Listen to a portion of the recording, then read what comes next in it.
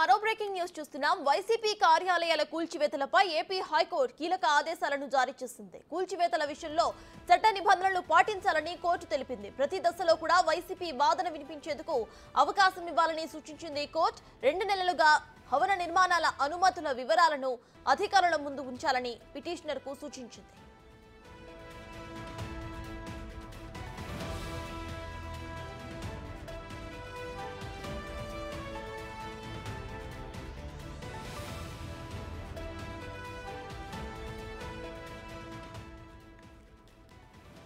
YCP కార్యాలయాల కూల్చివేతలపై AP high court కీలక ఆదేశాలు ఇచ్చింది.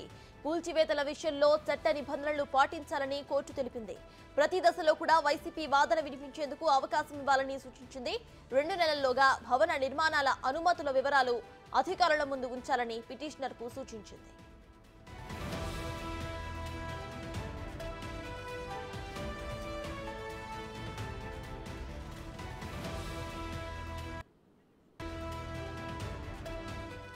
ఇదే విషయంపై పూర్తి డీటెయిల్స్ మా ప్రతినిధి శివ అందిస్తారు. శివ, చెప్పండి. ఇటు వైసీపీ కార్యాలయాల కూల్చివేతలపై అయితే హైకోర్టు ఆదేశాలు జారీ చేసినట్టు తెలుస్తోంది. వైసీపీ కూడా అటు వాంగ్మూలం ఇచ్చే విధంగా కూడా అటు ఆదేశాలు ఇవ్వడం మనం చూస్తున్నాము. ప్రెసెంట్ అప్డేట్స్ ఏంటి? ఇటు టీడీపీ వర్గాలు ఏమంటున్నాయి, వైసీపీ వర్గాలు ఏమంటున్నాయి?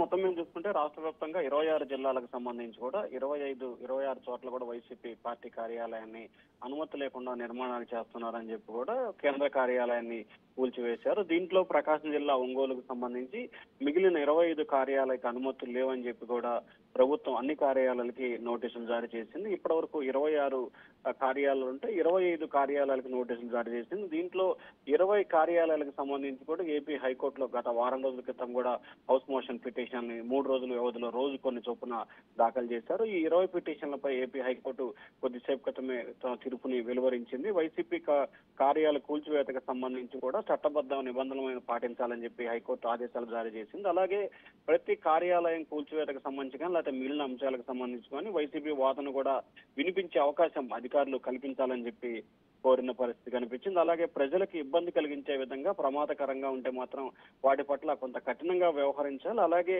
కూల్చివేత వంటి నిర్ణయాలు తీసుకునే ముందు వారి అభిప్రాయాలు తీసుకోవడం, అలాగే న్యాయస్థానం దృష్టికి తీసుకురావాలని చెప్పి కూడా కోర్టు తెలిపిన పరిస్థితి కనిపించింది. అలాగే ఓవరాల్ గా మొత్తం కార్యాలయాలకు సంబంధించి కూడా ఏదైతే ఉందో వీటన్నిటికి సంబంధించి అనుమతులు, మీ వద్ద ఉన్న ఆధారాలు, ఎక్కడెక్కడ డాక్యుమెంటేషన్ ఉన్నాయి, వాటికి సంబంధించిన అనుమతుల ఆధారాలు మొత్తం 2 నెలల్లోపు కూడా ఆయా ప్రభుత్వ కార్యాలయాల్లో సబ్మిట్ చేయాలని చెప్పి కూడా ఆదేశాలు జారీ చేసింది. అలాగే అధికారులు ఎటువంటి తొందరపాటు చర్యలకు తీసుకోవద్దని చెప్పి కూడా హైకోర్టు తన స్టేటస్ కోన్ అయితే కొనసాగిస్తూ తీర్పును వెలువరించింది. మరొక వైపు ఈ అంశానికి సంబంధించి కూడా తెలుగుదేశం పార్టీ నేతలు కూడా ఒకటే చెప్తా ఉన్నారు. అనుమతి ఉంటే తాము ఎందుకు కూల్చివేస్తాము, అనుమతి లేదని చెప్పి కూడా హైకోర్టు కూడా ఇండైరెక్ట్ గా పేర్కొంది. ఒకవేళ అనుమతులకు సంబంధించి సబ్మిట్ చేయడానికి వారు న్యాయస్థానాన్ని సమయం అడిగారు. దీనిలో భాగంగా న్యాయస్థానం వారికి సమయం ఇచ్చింది. ఖచ్చితంగా 2 నెలల్లోపు అనుమతులు చూపిస్తే తాము ఎందుకు కూల్చేస్తాం, ఎక్కడ తాము కక్షపూరితంగా వ్యవహరించే అవకాశం లేదని చెప్పి కూడా టీడీపీ నేతలు చెప్తున్నారు. మరొకవైపు ఈ అంశానికి సంబంధించి వైఎస్ఆర్సీపీ నేతలు కావాలని ప్రభుత్వం కక్షపూరితంగా వ్యవహరిస్తుంది,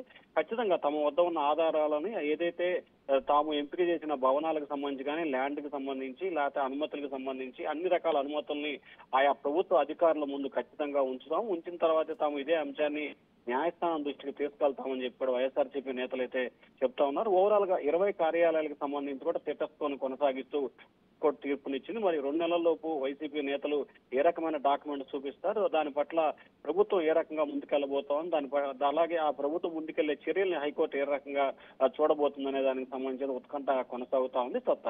రైట్, థాంక్యూ శివ.